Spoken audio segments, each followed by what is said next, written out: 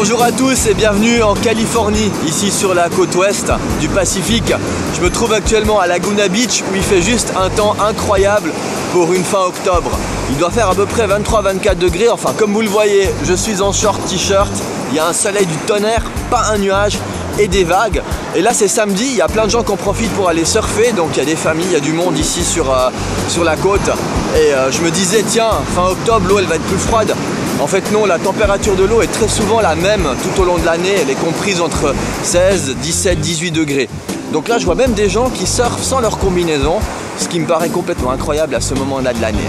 Et derrière moi, les maisons typiques en bois qui longent la côte ici à Laguna Beach. On est à peu près à 1h, 1h10 de route au sud de Los Angeles. Et quand je vois ce petit paradis, eh ben, je comprends pourquoi quand je viens en vacances ici, je reste pas sur LA, mais je viens toujours un petit peu plus au sud dans ce qu'on appelle le comté de Orange County.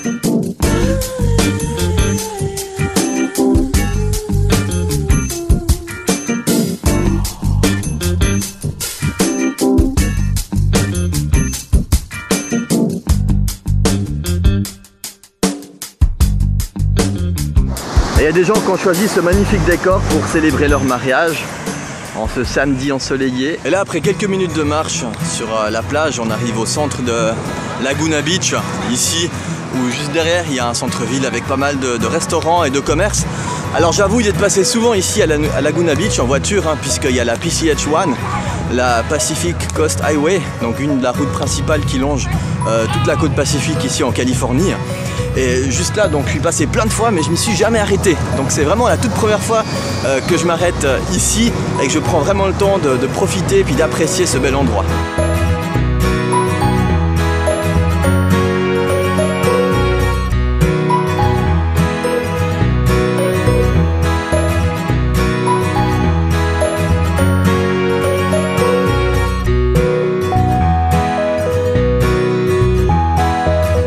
Ce sera bientôt l'heure d'aller manger, mais là je regarde pour l'instant un petit peu quel est le choix qui se présente ici à Laguna Beach.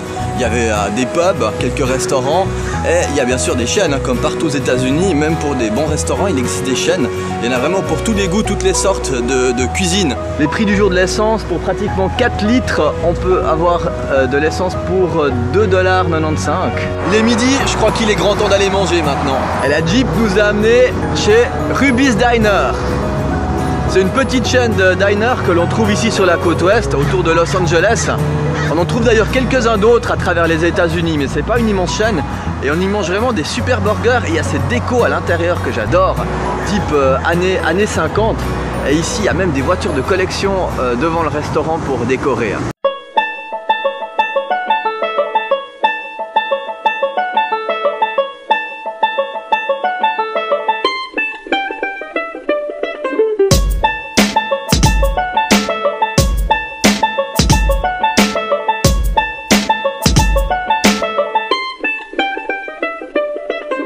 Et il se trouve qu'aujourd'hui chez Ruby's Diner on a été servi par Heidi, qui a un prénom très connu en Suisse, hein, puisqu'il y a toute une histoire avec une fille qui a grandi avec son grand-père à la montagne, donc c'est un personnage un petit peu mythique en Suisse, et elle porte ce nom et elle sait que ça vient de Suisse en plus. Bon, moi j'ai soif, hein, il fait 26-27 degrés dehors là, bien chaud, donc je suis en train de dessécher, je vais boire mon coca. Santé!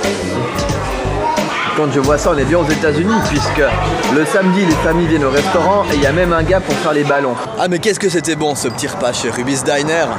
On y reviendra durant le séjour, en tout cas. Je suis rassasié là. On est actuellement en voiture sur la PCH1, la Pacific Coast Highway, en direction du sud. Là, il fait un temps magnifique. On voit les palmiers au bord de la route et tout. On arrive dans la ville de Dana Point, qui est une ville côtière. Et là on a juste l'envie, c'est de longer la côte jusqu'au sud, on verra bien jusqu'où, hein. Le temps est juste parfait pour se promener. On n'est pas toujours obligé de tout organiser au millimètre près. Là on va laisser aller la voiture, elle va nous conduire plus au sud et on s'arrêtera quand on aura envie.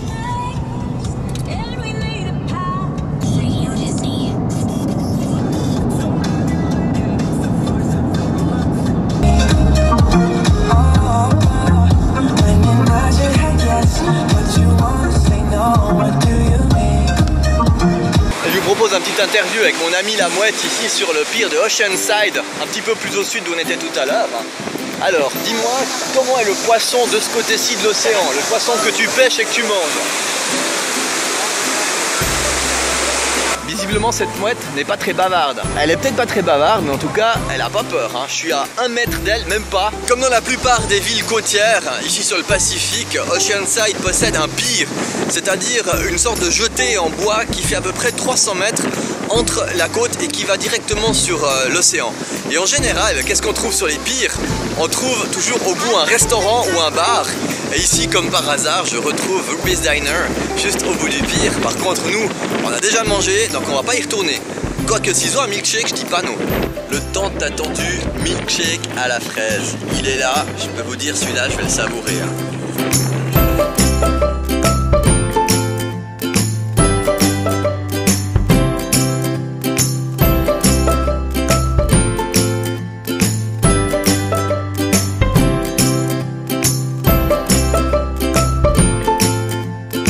Et voici un petit monument qui représente l'emblème de la ville, une vague et un surfeur.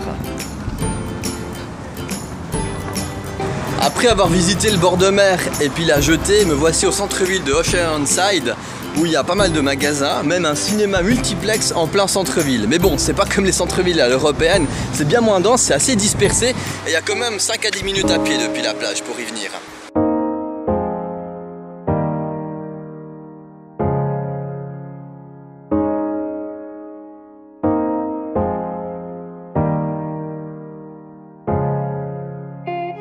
À présent, j'ai visité Oceanside, c'est le moment de quitter cette charmante ville au bord du Pacifique pour continuer encore un petit bout vers le sud. On va profiter du soleil, là il est pratiquement 16 h et le soleil se couche en principe entre 18 h et 18 h 30 de ce côté-ci.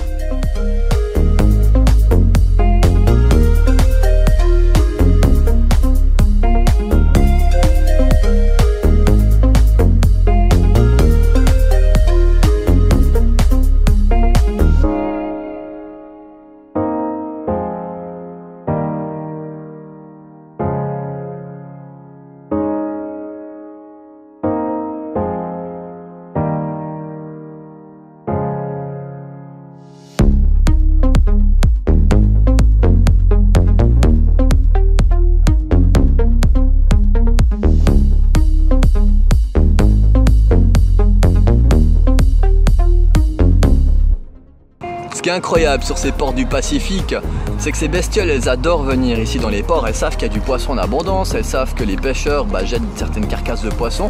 Puis en plus de ça, ces petits pontons, c'est l'endroit parfait pour bronzer et sécher au soleil. C'est un peu les vacances toute l'année quand même. Hein. Ça va? Dis coucou. Dis coucou. Je crois qu'ils sont trop fatigués pour nous dire un petit bonjour. Bon, je crois que je vais les laisser dormir. Hein. Bonne nuit les filles. Et nous voici à Carlsbad, encore un petit peu plus au sud. Et là j'ai trouvé un village artificiel, puisqu'à défaut d'avoir un vrai centre-ville, ils ont créé dans un pâté de maison un vrai centre commercial un petit peu ouvert sur l'extérieur avec des cours, des passerelles, 2 étages. Et on a vraiment l'impression d'être dans un vrai centre-ville, alors qu'en fait pas du tout.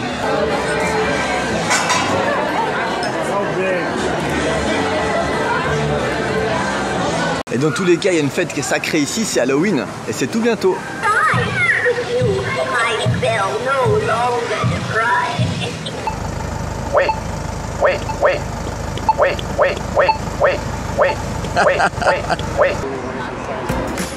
C'est toujours appréciable de trouver un endroit où on peut boire un bon vin californien et en plus de ça, ils amènent vraiment eux-mêmes le raisin ici pour le presser et le mettre en cave, donc on le boit carrément à la source ici.